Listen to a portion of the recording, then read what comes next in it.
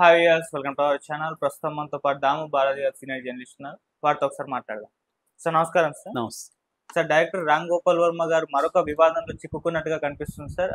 అతని పైన మాజీ ఐపీఎస్ అంజనా సిన్హా అనే ఒక మాజీ ఐపీఎస్ అయితే కేసు నమోదు చేయడం జరిగింది సార్. ఇది ఇప్పుడు వైరల్ అయిపోతుంది. మరి అరెస్ట్ చేసే అవకాశాలు ఏమన్నా ఉన్నాయా ఆర్జీవి గారిని అని చెప్పేసి కూడా చర్చ జరుగుతుంది. అసలు ఏంటి ఈ కేసు, ఏంటి వివాదము, మరి ఇప్పుడు డైరెక్టర్ రామ్ గోపాల్ వర్మ పరిస్థితి ఏంటి సార్? అంటే రామ్ గోపాల్ వర్మ కేసులు కొత్త కాదు. ఆయన మీద అనేక కేసులు ఉంటాయి. ఎందుకంటే ఆయన అనేక సార్లు వివాదాస్పద స్టేట్మెంట్లు ఇవ్వడం, ముఖ్యంగా దేవుళ్ళ మీద కామెంట్లు చేయడం, దానివల్ల ఆయన మీద హిందుత్వవాదులు కేసులు పెడుతుంటారు. ఆర్ఎస్ఎస్, బీజేపీ వీళ్ళంతా. అట్లాగే ఆయన తెలుగుదేశం మీద కూడా సినిమాలు తీయడం కానీ, తెలుగుదేశం నాయకుల మీద మాట్లాడడం కానీ, దానివల్ల ఆయనకి వ్యూహం ఈ సినిమాలకు సంబంధించి కూడా ఆల్రెడీ కేసులు ఉన్నాయి. మొన్న కూడా ఒంగోలులో ఆయన దాదాపు 11 గంటలు ఒంగోలు పోలీస్ స్టేషన్లో ఆయన్ని ప్రశ్నించారు. సో బెయిల్ మీద ఆయన బయట ఉన్నాడు. సో ఆయన కేసులు అయితే ఏం కొట్టేయలేదు, కేసులు అయితే ఉన్నాయి. సో ఆయన కూడా ఆ తర్వాత లోకేష్ మీద కానీ, పవన్ కళ్యాణ్ మీద కానీ, చంద్రబాబు మీద కానీ మాట్లాడడం అనేది బాగా తగ్గించేశాడు. అయితే ఇప్పుడు ఈ వివాదం ఏంటంటే, ఒక మహిళా ఐపీఎస్, అంటే మాజీ మహిళా ఐపీఎస్ ఆఫీసర్, రిటైర్డ్ అయిన ఒక ఐపీఎస్ ఆఫీసర్ అంజనా సిన్హా పేరు, ఆమె రాయదుర్గంలో కంప్లైంట్ ఇచ్చారు. నిజానికి ఇది కొద్దిగా విచిత్రంగా ఉంది. ఎందుకంటే ఆమె ఏం కంప్లైంట్ ఇచ్చారంటే, నా అనుమతి లేకుండా నా ఫోటోను దహనం అనే సీరియల్లో, వెబ్ సిరీస్లో రామ్ గోపాల్ వర్మ యూజ్ చేశాడు. ఇది నా ప్రతిష్టకు భంగం కలిగింది.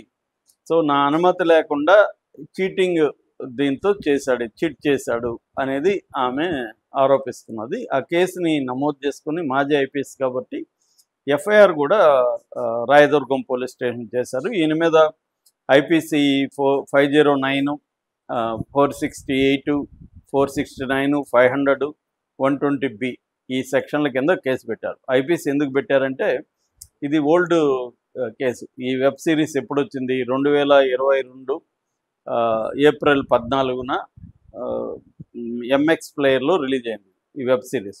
నిజానికి ఈయన డైరెక్టర్ కాదు దీనికి అగస్త్య మంజు, అంటే చాలా సినిమాలు ఆ మధ్యకాలంలో అగస్త్య మంజునే చేసేవాడు.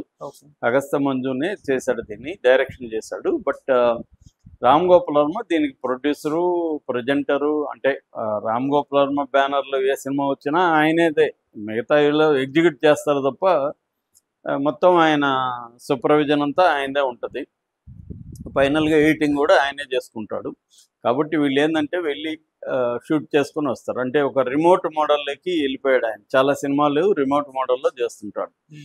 సో ఆయన తీరు ఏంటంటే, డైరెక్టర్ అక్కడ ఉండాల్సిన అవసరం లేదు, షూటింగ్ దగ్గర ఉండాల్సిన అవసరం, రిమోట్గా చేయొచ్చు అనేది.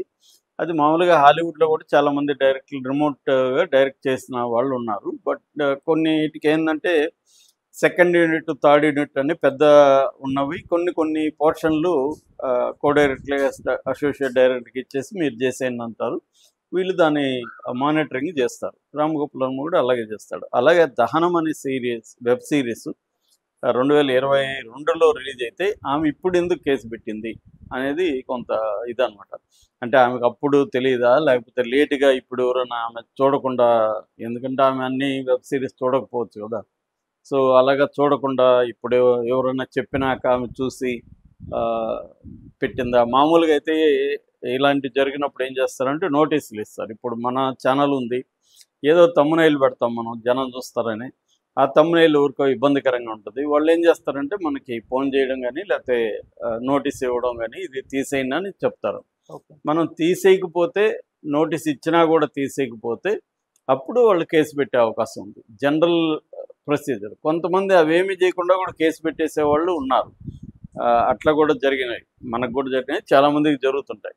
మామూలుగా కొంతమంది ఏమో ఫస్ట్ ఫోన్ చేసి చెప్తారు. సో తీసేయలేదంటే నోటీస్ పెడతారు, లీగల్ నోటీస్ లాయర్ ద్వారా ఇస్తారు. లీగల్ నోటీస్కి మనం రిప్లై ఇవ్వాల్సి ఉంటుంది ఖచ్చితంగా. సో మనం అప్పుడు కూడా తీయలేదంటే అప్పుడు మన మీద కేసు పెడతారు. ఇట్లా నా పర్మిషన్ లేకుండా నా మీద ఇలాంటి టైటిల్ పెట్టారనేది చెప్తారు. సో ఈమె మరి లీగల్ నోటీసు ఆర్జీవికి అసలు ఇచ్చిందా దాన్ని తీసేయమని? ఎందుకంటే ఒకసారి వెబ్ సిరీస్ రిలీజ్ అయినాక జనంలోకి వెళ్ళిపోయింది. సో ఇప్పుడు తీయాలంటే తీయచ్చు, అదేం పెద్ద విషయం కాదు. ఎంఎక్స్ ప్లేయర్లో ఉంటుంది కాబట్టి ఆ ఫోటో తీసేయమని చెప్పొచ్చు. కాకపోతే ఎలా వాడారు ఏంటని డీటెయిల్ అయితే తెలియదు. నేను ఈ వెబ్ సిరీస్ అయితే చూడలేదు, బట్ అప్పట్లో రివ్యూలో చదివాను. దహనం ఇది బేసిక్గా ఇది ఏంటంటే పరిటాల రవి లైఫే. ఆయన ఆల్రెడీ రక్త చరిత్ర తీశాడు. మామూలుగా రామ్ గోపాల్ నేచర్ ఏంటంటే ఆయనకు ఒక సబ్జెక్ట్ దొరికిందనుకో దాన్ని బాగా అరగదీస్తాడు.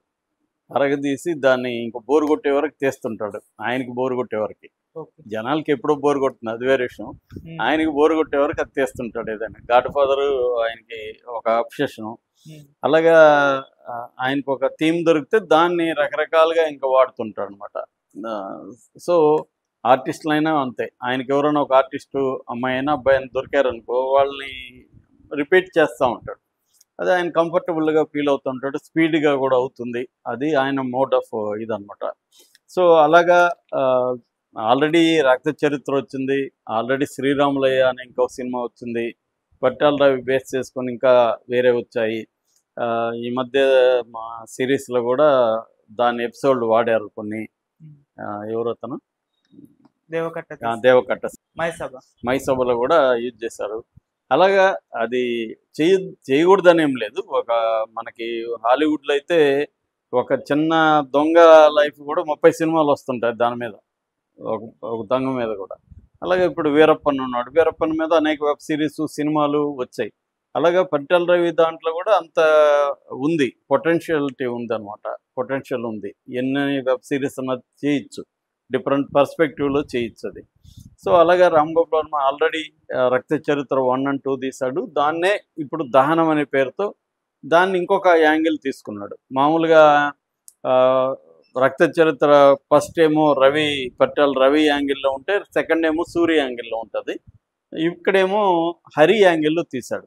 అంటే పరిటాల రవి వాళ్ళ నాన్న పరిటాల శ్రీరాములు, ఆయన శ్రీరాములయ్య అంటారు, శ్రీరాములు ఆయన పేరు. ఆయన టీచరు, ఒక ధనిక రైతు అని చెప్పచ్చు. ఆ ఏరియాలో ఏంటంటే ఈ రామగిరి ఆ ప్రాంతంలో అనంతపురం జిల్లాలో రెడ్ల డామినేషన్ ఉండేది బిగినింగ్ నుంచి. ఈయనేమో కమ్మ. ఈ రెడ్డి భూస్వాములు ఉండేవాళ్ళు, కనుముక్కల చెన్నారెడ్డి, నారాయణ రెడ్డి ఇలాంటి కాంగ్రెస్లో ఉంటూ రెడ్లు ఉంటూ వాళ్ళు భూస్వాములుగా ఉంటూ డామినేట్ చేసి జనాల్ని ఇబ్బందులు పెడుతుంటే వాళ్ళ డామినేషన్కి పెత్తందారితనానికి వ్యతిరేకంగా ఈయన పోరాడాలనుకున్నాడు. కానీ ఈయనకేమీ సపోర్ట్ సిస్టమ్ లేదు. అప్పుడు ఈయన గద్దరు సభ ఏదో యూనివర్సిటీలో, ఎస్కే యూనివర్సిటీ అనంతపురం వచ్చినప్పుడు పోస్టర్లు అవి చూశాడు, ఎవరో పాంప్లెట్లు ఇచ్చారు. సో రాడికల్స్ సభ జరుగుతుంది, గద్దరు వస్తున్నాడు అని. సో ఈయన వెళ్ళి మీరు నాకు హెల్ప్ చేస్తారని అడిగారు. సో వాళ్ళు కూడా విస్తరించాలనుకుంటున్నారు నక్సలైట్ మూమెంట్. సో ఈయన వాళ్ళకి కూడా పనికొస్తాడని చెప్పి వాళ్ళు ఎంటర్ అయ్యారు. అలాగా కనుముక్కల చెన్నారెడ్డి, నారాయణ రెడ్డి వెళ్ళి చంపారు నక్సలైట్లే. సో ఇలాగా ఎప్పుడైతే భూస్వాములు ఈయన చంపాడు, ఈయన్ని చంపడానికి ప్లాన్ చేసి ఈయన దగ్గర ఉన్న సిద్ధప్ప అనే అతని ద్వారా ఇతన్ని బస్సులో వెళ్తుంటే దింపించి చంపించారు. దాంతో హరి అని వీళ్ళ ఈయనకి 2 కొడుకులు, హరి, రవి. సో హరి ఏమో నక్సలైట్లో చేరిపోయాడు. అక్కడ నక్సలైట్ మూవ్మెంట్ ఉంది కాబట్టి ఈయన బయట ఉంటే ఇతను కూడా చంపేస్తారని అతను నక్సలైట్ మూవ్మెంట్ చేయలేదు. సో దాన్ని భూస్వాములు ఏం చేశారంటే అక్కడ హరిని కూడా పోలీసుల ద్వారా పట్టుకొని ఎన్కౌంటర్ చేయడంతో చంపేశారు.